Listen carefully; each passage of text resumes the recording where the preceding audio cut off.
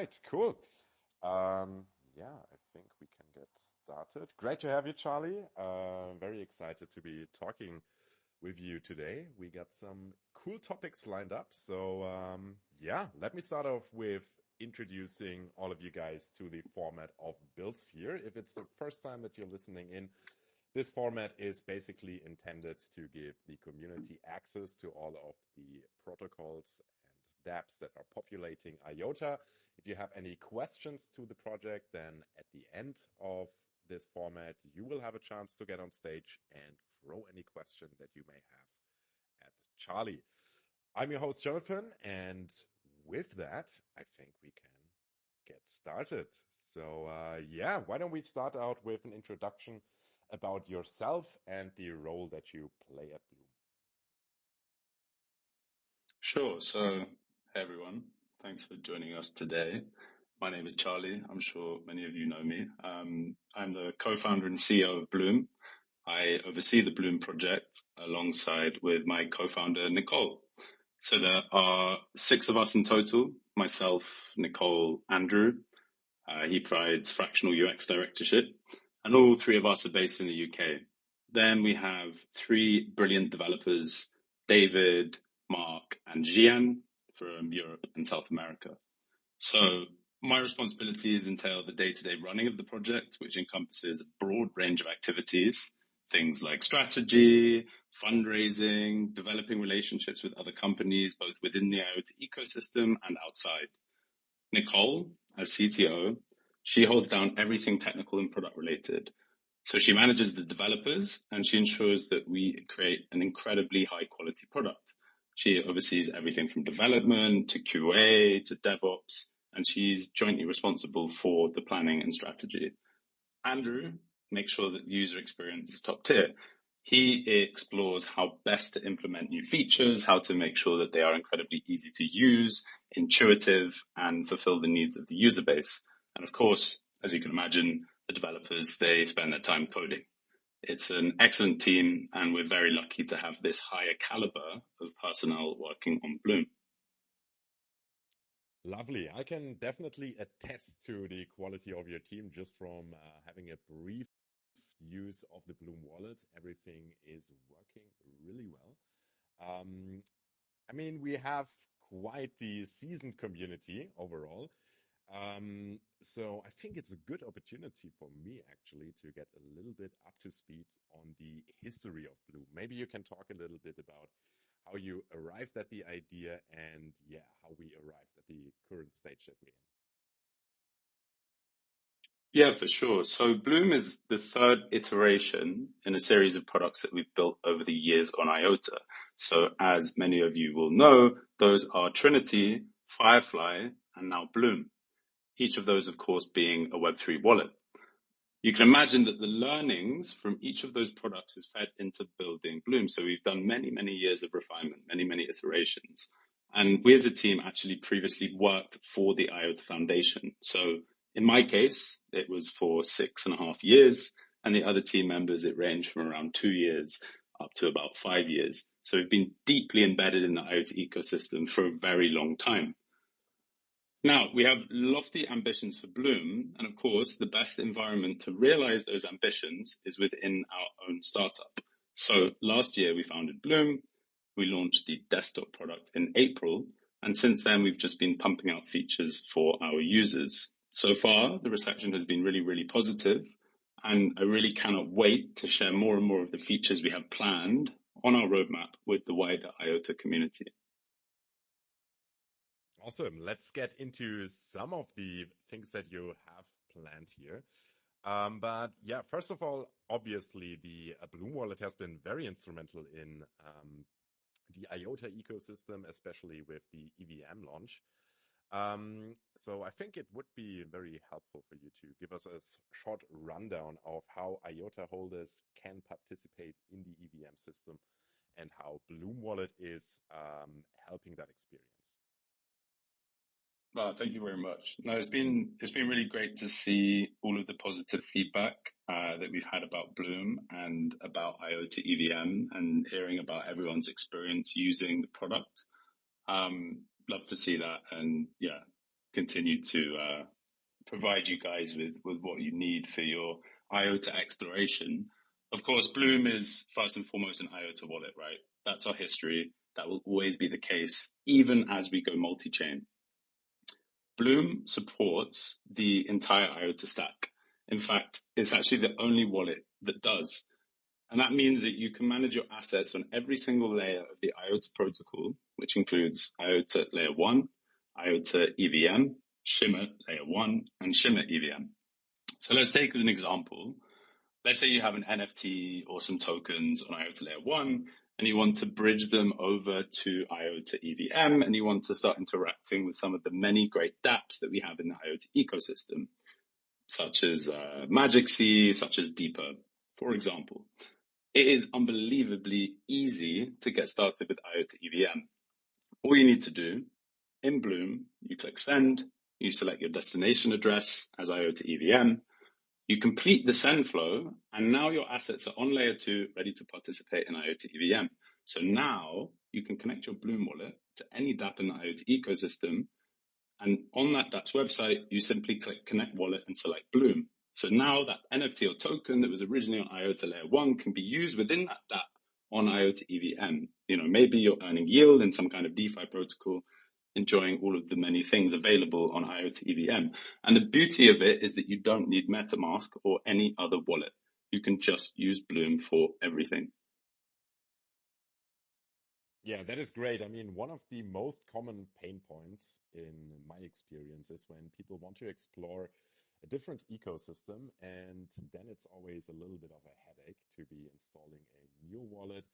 That is usually shying some people away. It's definitely a barrier of entry. So having the luxury of Bloom wallet around, definitely, I would say it's a huge plus for the ecosystem. Let me tap into some of the learnings that you have accrued over all of these years working in Web3 and also with IOTA. So I'd like to have your general thoughts on IOTA now entering the EVM arena.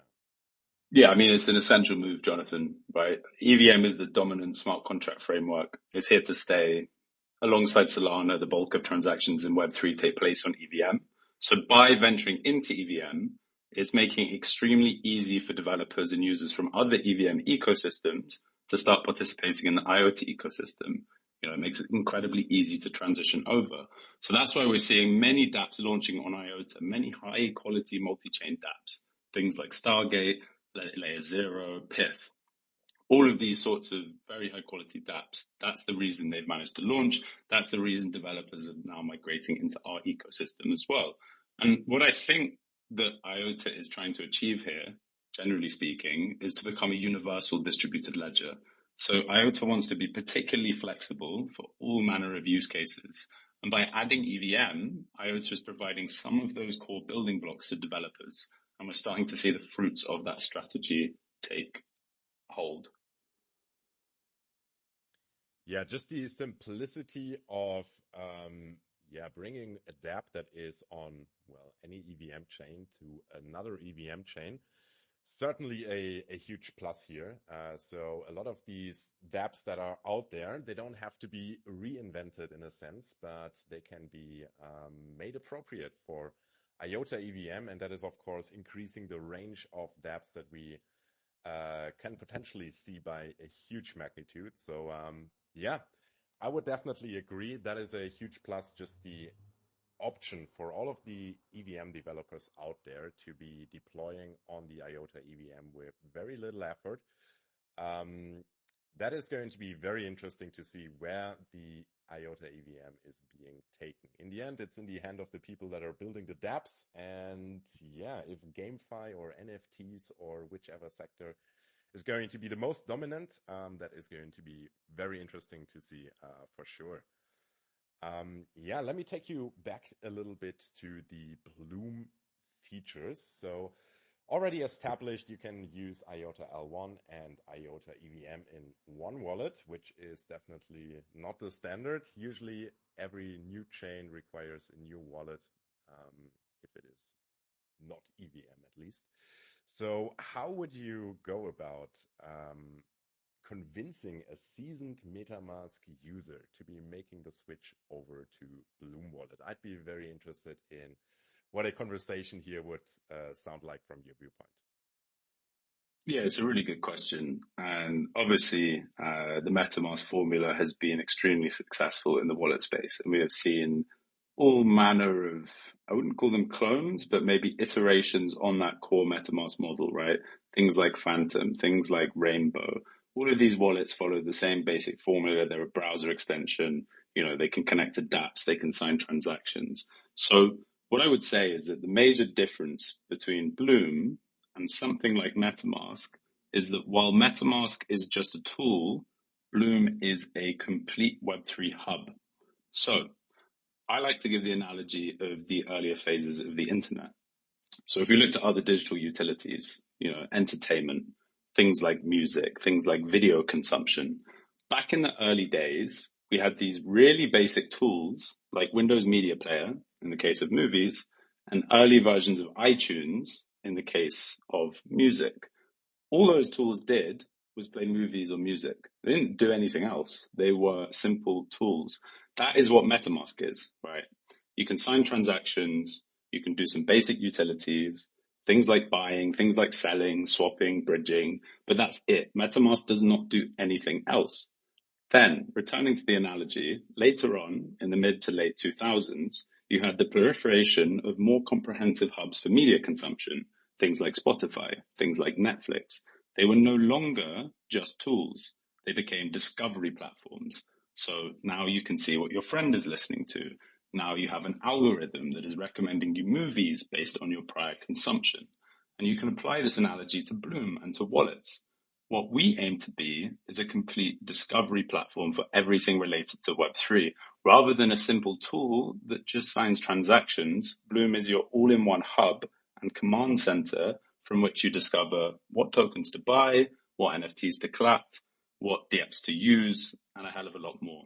So that really is how I see the differentiation. I think we cater to a different audience to the likes of MetaMask and Phantom. I think those still have a very key role to play in the wider ecosystem, but I think there is a big glaring gap for a product like Bloom to exist in the Web3 space.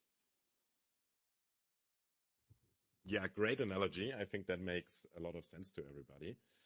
You have been touching on a few ideas that you are already exploring. So yeah, maybe you can tell us a little bit about what are the immediate plans, what are the features that you would put the most emphasis on and therefore get out first. Maybe you can give us a short preview of what is to come and what you're currently working on in this regard. So let's start with very, very near term, right? So in the near term, we need to get all of the core faculties of a wallet, right? Those things I've already mentioned, those core utilities. We need swapping, we need bridging, we need buying, we need selling.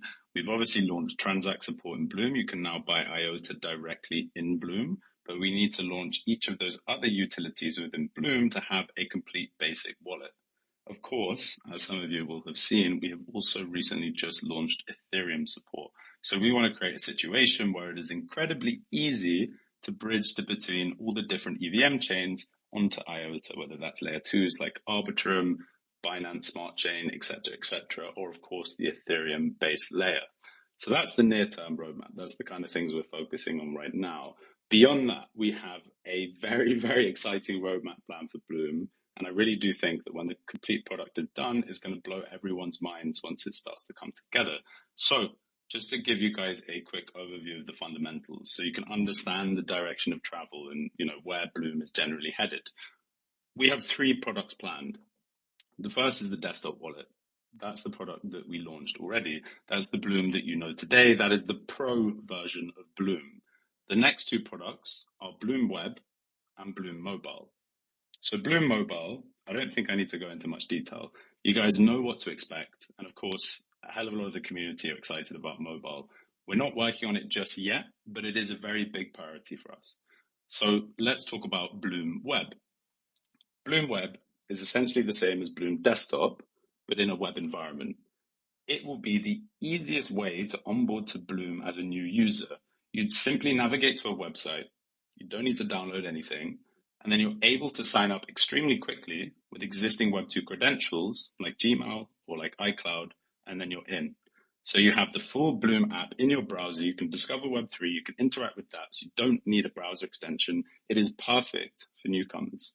So as you can understand, the vision for Bloom is broad, right? It's not simply the IoT ecosystem. It's not simply the multi-chain world. We want to expand the Web3 pie. We don't want to cater purely to this pro audience, and that's where products like Bloom Web come into play. Of course, we do want to gradually push people towards the native desktop version, which is more secure and provides the full Bloom experience. So essentially, Bloom Web simply serves as the route of entry into Bloom's ecosystem.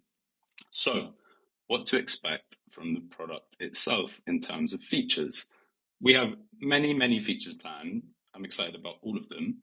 I'll talk about one of them quickly. So, going back to what I was talking about earlier, this concept of a discovery platform, we have these interesting trends in Web3 at the moment: social fi, and decentralized social. Currently in Web3, discovery generally takes place through social media. So you go on Twitter, you go on Telegram, you learn about the latest dApps, the latest tokens, the latest NFTs, etc., etc. You essentially have to be deeply embedded in the Web3 ecosystem just to know what to do. So what if the discovery process begins within the wallet? And further still, what if you offload that discovery process to your social group? After all, who is better to provide you with recommendations on what to do in Web3 than the people you know and trust? So what that means in practice is that in Bloom, you will have a social feed where you can connect with friends and follow influencers, and based on their passive on-chain activity, you're going to be provided with a collated list of opportunities of what to do in Web3. So let's say, Jonathan, I add you as a friend. Now you go about your Web3 life, right? You buy some tokens, you buy some NFTs, you use some dApps. Based on your passive activity, I can now receive recommendations in my Bloom wallet. And this is really turning the wallet into a social connected experience. It makes the wallet experience far more complete than what people are currently used to. And now the answer to the question of, I've got my wallet, what next do I do in Web3 is answered. The wallet provides that route of entry. That wallet provides that discovery process. It's the Spotify, it's the Netflix. It's that analogy all over again. Of course, we have a hell of a lot of other future features planned, and I'd really love to talk about all of them. Perhaps we can find some time on this call, but otherwise, let's crack on. Yeah, amazing. So let me try to rephrase that a little bit. You let me know if my idea is correct here. Sounds like, yeah, social fi, like, let's say, Farcaster, Lens. There are some protocols out there like that, but Bloom will basically connect that to an on-chain identity. Yeah, I think it's a pretty good idea to hold influencers to the standard of putting their money where their mouth is. So I would imagine Bloom Wallet is actually a very good tool for tracking whether influencers are actually acting on-chain as they say they would on Twitter, for example. Is that a fair characterization of how that will look like? That is one direction of travel for it. So that's essentially the copy trading side of things, right? That's one feature that could be part of this, but of course there are all sorts of other interesting things you can do. Yeah, very interesting. I mean, the barrier of entry for all of these social fi apps, I think they're quite high. I remember not getting into Farcaster because they required a credit card.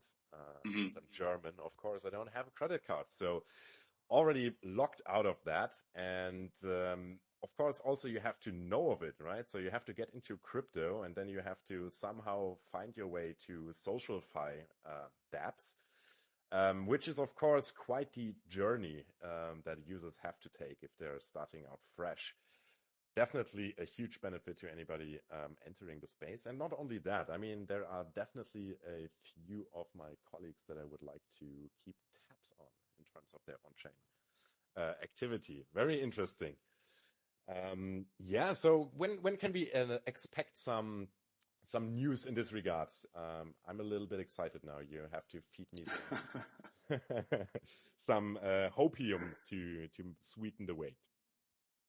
Yeah, I mean, as you can imagine, everything with a startup depends on your funding, the amount that you can produce, the direction of travel you can go in. Everything comes back to funding, right? Essentially, you're running a business. You need to turn profitable. You need to make it sustainable. So everything we build depends on that fundraising process. Now, we've raised a good chunk of funds already. We have some incredible partners on board, the likes of Outlier Ventures, one of the biggest Web3 accelerators, Placer Capital, which is a spin out of Jean-Philippe Jabre's Swiss family office, extremely well-known global investor. We also have APX, which is backed by Axel Springer and Porsche. Obviously, you guys know Porsche, the car company. Some of you might not know Axel Springer, largest European media conglomerate, runs, Business Insider, Build, all of those sorts of outlets. We have Cointelegraph, and then we have some brilliant angels. So we have raised funding to date, and we have a solid runway from here, but we do need to raise more funding. We'll be raising a larger round in the coming months, which will allow us to amplify the number of parallelized things we can work on. Now, I think people have been quite impressed so far with how much we've managed to achieve with Bloom. And just to give you a little insight, that is 4 people doing that, right? That's Nicole, our CTO, and 3 developers.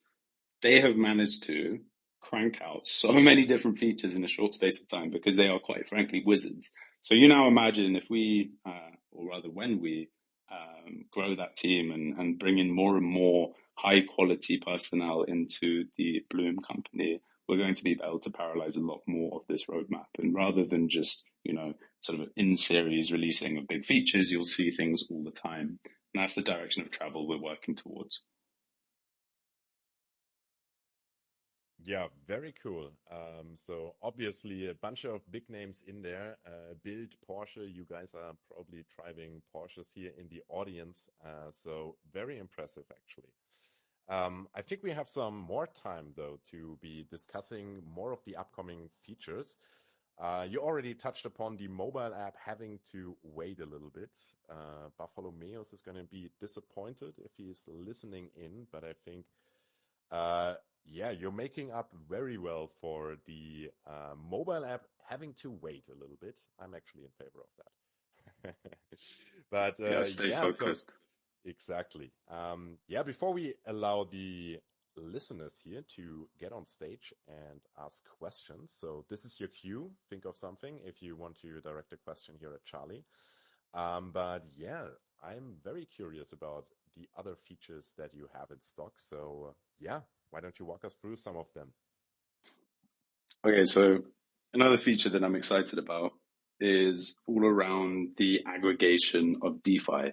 So right now, the vast majority of people in Web3, they come into the space through Coinbase. They buy some assets, some Bitcoin, some Ethereum, and then they just sit idle, right? They don't earn any yield on those assets. They just wait for the price to go up or the price to go down. We want to change that. There are so many DeFi instruments available and so many ways to earn yield, but people are simply not earning yield because it is too complicated. No regular person is going to be connecting a MetaMask up to a Uniswap, trying out DeFi Llama, trying to understand what the best yield protocols are and all of these sorts of things. It's far, far too complicated, far, far too many steps. So in Bloom, we want to make this as easy as possible as a single click of a button. So what does that look like in practice? You have a tab in Bloom for your entire DeFi investment experience. Bloom will analyze your portfolio, whether you have IOTA, Bitcoin, Ethereum, Solana, and it will craft you a DeFi strategy based on your risk appetite. So, low risk appetite, you want blue chip DeFi investment protocols. High risk appetite, you want slightly more obscure protocols. You then get presented with a lovely pie chart, which breaks down how those assets are going to get distributed. Some of them are going to go to real world assets. Some of them are going to go to staking providers, liquidity provision, all of these sorts of lovely DeFi instruments.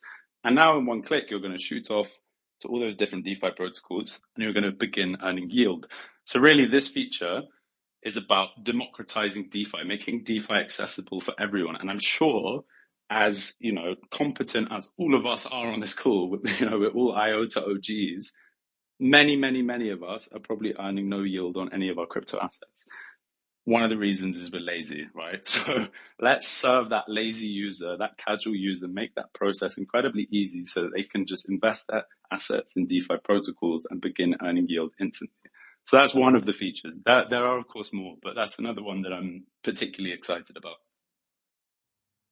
Yeah, I think you're touching up on something very important here. That is, yeah, getting people to use DeFi is, of course, a little bit of a tricky endeavor, making sure that everybody understands the risks and benefits. That can be quite the rabbit hole, right?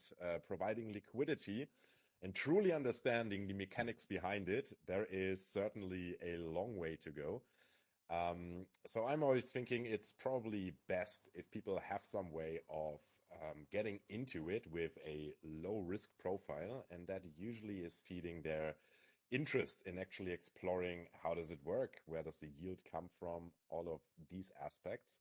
So yeah, very excited to see how that will look like as well. Having a follow-up question though here, like how do you imagine the curation of the protocols to use, the risk appetite that you're catering to? Will that have human input elements, or how will that work in, yeah, figuring out, is this a risky investment or is that on the safe side? It's a mixture of human and AI, right? So there are tools that exist that provide analyses of different DeFi investments. They provide a risk score based on how risky it is to invest on that DeFi protocol or that token on all sorts of different metrics, right? So that could be things like the distribution between token holders, and things like that that you can feed in and actually analyze and provide a proper risk assessment to the user. So very much going to be a mixture between handpicked analysts and AI-based analysis. It's sort of the optimal way of solving these things. Yeah, I think that is making sense, having the maths burdened on AI and having some human input in, yeah, giving some context on what the AI has calculated. Yeah, sounds like a sound approach. Um, yeah, so we are getting close to the 30-minute mark now. So if there are any questions in the community, then please raise your hand and we'll get you on stage to throw your question at Charlie. If there is no hands going up, it is usually a testament to you answering all of these questions very concisely. So that is just leaving me with asking, where is the best place for people to learn more about Bloom and potentially get involved? So there are three primary places through which we interact with people for Bloom. The first is, of course, Twitter. You will get all of our latest updates on Twitter. We post absolutely everything there. So if you aren't already, I'm sure you are, but if you aren't already, make sure to follow Bloom Wallet IO. Then we have the website where you can download the app. Always go directly through the website itself. It's the safest route of travel. And then if you want to get more deeply involved in the community, just join our Discord. So if you go to our Twitter, the link to join our Discord is posted there. And in our Discord, we have a really nice welcoming atmosphere. The devs are there, they're active. You can chat to them, you can request features, all of these sorts of things. So if you really like Bloom, you really want to get involved with Bloom in any capacity, then just join the Discord and reach out to us there. Lovely. All right. So with that, we have arrived at the end here. So thanks a whole lot for everybody tuning in. Thanks, Charlie. It's been a real pleasure talking to you. And yeah, of course, this episode of Buildsphere, like any other, has been for informational purposes only. And if you have a project that you want to have featured here on Buildsphere, there is a link to a Google form in every original post that announces an upcoming Buildsphere episode. This is the place where you register your interest, and then we will be in touch shortly. And yeah, with that, wishing everybody a beautiful evening. Thank you so much again. And yeah, hopefully see you around on Discord. Have a great evening.